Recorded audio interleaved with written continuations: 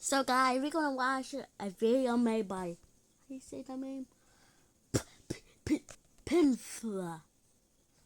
I think that's how you say it. And we're watching his video called Henderson Creature Explained in 10 minutes. Wow, so crazy. Big Charlie. Big Charlie I love hasn't Trevor killed anyone. Henderson. Big Charlie probably doesn't have thoughts in its head. It has a Wow. somewhat bewildered, somewhat frightened expression. Am I the only that one would be that I endearing think if the Trevor creature Henderson wasn't a altered walking that filet scary? mignon. It has a thick black I mane mean, and seems sometimes to it's be a scary, mammal but for me, despite its like the main asexual reproduction monsters like and Culture long Cat protruding and beak on its face. Side Its Head, milky eyes imply picked that it's off. visually They're impaired. they're If you've not ever scare seen me. Momo, that horrifying legend from a few years ago, its face sort of looks like that. Big Charlie certainly earned its name. Standing at nearly 10 feet tall and 12 feet long, it's described as potentially some kind of oversized, malformed cow. On its stomach, it carries smaller chunks of flesh called little nuggets that drop from the creature, wander off on their own, and later become void nuggets. If Big Charlie is aware of this process, it shows no parental affection for the offspring. He wrote that several livestock animals escaped, Big Charlie included. I hope they weren't turning Lil Nuggets into burgers because I sort of feel sorry for Big Charlie. He spends a lot of his time wandering onto farms and spending time with other livestock. He doesn't have the instinct to hurt anyone any more than a dairy cow does. Sure, he's an emaciated giant that looks only vaguely mammalian, but he needs love too. Mr. Bag. Oh, come! Emaciated giant that looks only vaguely mammalian, but he needs love too. Mr. Bag. Mr. Bag, also known as Mr. Trash Bag, first name Trash, last name Bag, is a large creature that seems to grow with every image released. His face seems almost like that of a drowned corpse, with purple around his eyes and lips. As his name would indicate, he wears trash bags around himself, which also appear soggy. Inside the creature's trash bag body is a corpse considerably smaller than his body size would imply. In the second drawing released, Mr. Bag appears to stand at around 14 feet tall, then grows incrementally in each piece until the most recent.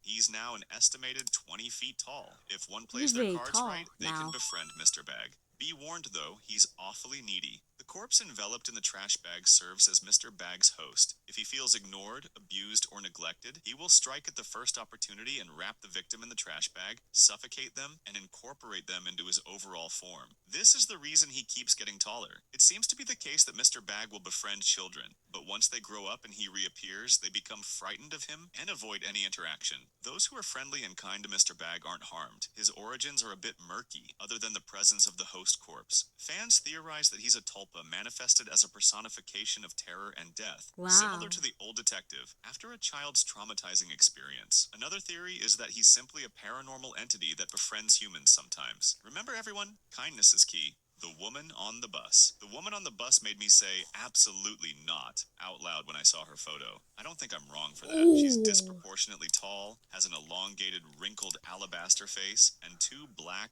void-like eyes. Her nose and mouth are small and thin, and she has long black hair and a matching dress. The woman on the bus is the main antagonist of an episode of Mayfair Watchers Society. In the episode, she torments a young woman through recurring nightmares, then finally recreates the woman's nightmare in reality. In the episode, the main protagonist sees the object of her nightmares on the bus late one night. As she talks through the scenario with a friend on her phone, the person on the other end of the call begins experiencing strange happenings in his home. This implies that the woman on the bus could be in two places at once, psychologically torturing them both. We love a multitasking queen. What happens when the woman on the bus gets you? No one is really sure. Although she employs similar tactics to Old Detective, it's implied she takes more of an active role in her killing, potentially inflicting physical harm herself rather than compelling victims to self-destruct. The main protagonist in the episode in which the woman on the bus is featured hears running from behind her after trying to get the bus driver's attention, which would indicate a physical attack. It's also strongly implied that the creature can manipulate reality to emulate the victim's nightmares and ensnare them in hopeless scenarios with no possible means of escape. Have you ever seen someone on the bus who didn't blink, didn't breathe, didn't belong?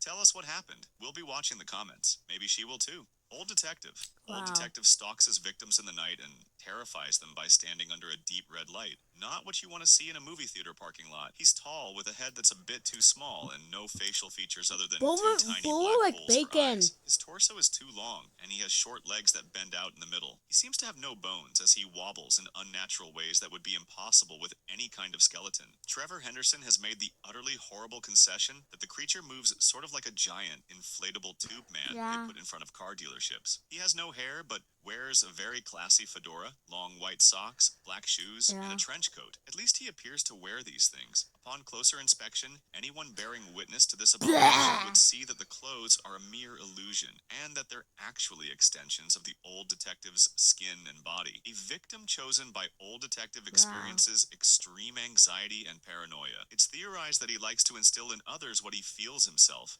resulting in psychological torment that leads to self-destructive behaviors and death. He's described by Henderson to be the living embodiment of paranoia, which is why he resembles a child's interpretation of a cartoon detective. He becomes nervous when people stare at him, much like a child. How cute. The predominant and most likely theory about old detective's origins is that he's a supernatural entity, either a tulpa that was manifested through an extreme feeling of paranoia in a human child after a traumatic experience, or a demonic entity that feeds off of fear. Its nearly human appearance elicits an uncanny, deeply unsettling feeling in those who witness it. There is no established way to defeat Old Detective, which is probably the most terrifying aspect of him. The Forgotten Baby. The Forgotten Baby, or Pink Man, is a skinny, malformed, 7-foot-tall fetus that breaks into houses. Its eyes are too big for its face and bore into the soul of its witness. It has 2 long arms that end in points, which it uses to support itself when walking. The name Pink Man comes from the nightmare fetus's red and underdeveloped skin, giving it a pink and fleshy affect. It moves silently, without so much as rustling on the carpet, which means it can appear at any time without warning. Worst of all, when it opens its mouth, it reveals a wide grin void of any teeth, only red, lumpy gums. There are very few canonical details about the Forgotten Baby's motivations and origins. It's thought to be a supernatural entity that jumps between dimensions and seems to have manifested following a hospital fire. Mysteriously, the maternity ward was the only section not rebuilt. A couple of times, Henderson has connected the Forgotten Baby to television metaphors, igniting theories about the methods of its attacks. To quote Henderson, he wants to kidnap you and trap you in the static, in between the channels on the television stations. You'll always be on TV, but never a star. Smile Room. Smile Room is not nearly as friendly as it sounds. It's more of a grimace. It's a cryptid that merges an eldritch monster and a wormhole. All that's ever been seen of the creature is a wide set of filthy flat teeth and dripping gums that replace a door to an abandoned room. It can occupy any room of a deserted building and eats anyone stupid enough to walk in. The gums have strange pink tendrils that stretch out from them. If the Smile Room doesn't lure and consume its prey fast enough, it will release ambulatory humanoid creatures to catch and infect people with a parasitic extension of the creature. The infected individuals become host for the creature themselves. It's thought that Smile Room is just the mouth of a larger, nearly dead, interdimensional creature. Nobody knows why it's nearly dead, other than some cryptic hints from Henderson. The only way to avoid vanishing into the Smile Room is to resist entering and avoid its horrific minions. For whatever reason,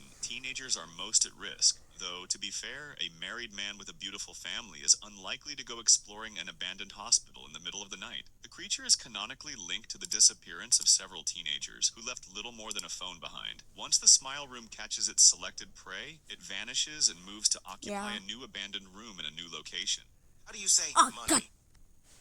Smile Room catches its selected prey, it vanishes and moves to occupy a new abandoned room in a new location. The God of Roadkill. The God of Roadkill is a skeletal deity with a long, bird-like mask and a body consisting of a ribcage, arms, and spine. The eyes at the top of its skull seem to be crude or drawn on, and has led some fans to believe that the enormous bird head is some kind of mask. It has no legs and relies on its arms for movement. It's large, at least the size of a van, and its skull is nearly the size of the rest of its body. An enigmatic creature, the God of Roadkill assists the souls of animals killed by vehicles in their transition to the afterlife, and enacting vengeance against the drivers responsible. It's unclear how exactly, but the drivers who hit animals always end up dying in an accident on the road. Whether they die by direct action of the God of Roadkill or it causes an accident that kills the driver, there are never any survivors. The God of Roadkill as a name is not a cinematic exaggeration. Its abilities and behavior indicate that it is omnipresent, can influence fate, and of course can transport souls. Strangely, the God of Roadkill shows compassion and gentleness towards humans who have not harmed animals or even children. It's known to seek revenge on behalf of abused or murdered children, and guiding humans hit and killed by vehicles to the afterlife. Don't get too excited if you see him while driving. That's the first sign that you're about to crash. Breaking news. Breaking news is a featureless giant covered in black skin. It's a twisted humanoid creature. It has 2 short legs, a long torso, arms that span the length of its entire body, and a neck that's entirely too long. Because of its long neck, its head hangs forward or backward most of the time, resulting in a terrible, deranged appearance. Dude, Anything look at that beyond neck. what it looks like is an assumption or fan theory. Henderson has disclosed precious few details about breaking news, but fans have decided, based on other similar creatures, that breaking news is a destruction giant, capable of leveling cities and causing mass casualties. It likely seeks unworthy humans to destroy, sparing those remaining to be delivered to paradise. The giants each have a role in destruction and judgment. It's likely that breaking news is a member of this elite group due to its size and relative similarity to the others. Thanks for watching. Don't forget to like and subscribe. If you're anything like this, you'll be waiting. Wow. Bye. Okay, so subscribe, guys. Also subscribe to PUBG. Subscribe to this guy because you made the original video. I'm gonna subscribe to him. Yeah, subscribe to him. So, bye, you gay people. You